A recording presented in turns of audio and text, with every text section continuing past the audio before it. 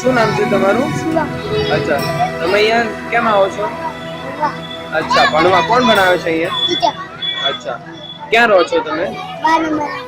અચ્છા, પપ્પા શું કરે છે તમારે?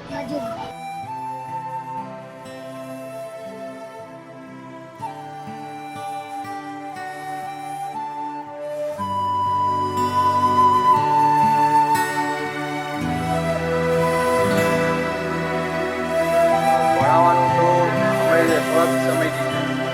પહેલાં અમે અહીંયા ભણતા હતા. હું 7મા ધોરણથી આવતો હતો અને અત્યારે તો હું એન્જિનિયરિંગ કરું લાસ્ટ યર મોસ્ટલી ક્યાંથી આવે છે? એટલે અહીંયા પાછળ કોલોની છે, ડૉક્ટર આંબેડકર કોલોની છે, ત્યાંથી આવે છે. પાછળ મહેનતપુરા છાપરા છે, ત્યાંથી આવે છે. એટલે એવું કહીએ તો ચાલે કે સ્લમ એરિયામાંથી આવે છે.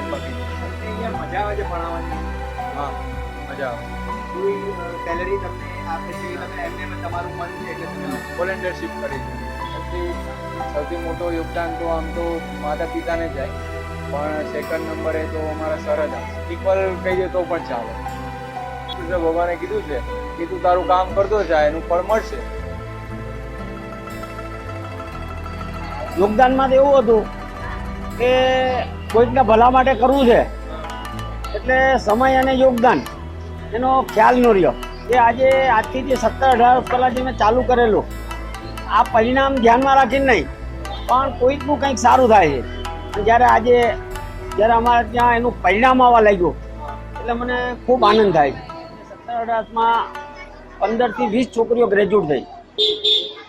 અહીંયા આપણે ત્રીજા ધોરણથી ચાલુ કરીએ છીએ તો લગભગ જ્યાં સુધી એ 10-12 કોલેજ કરે ત્યાં સુધી.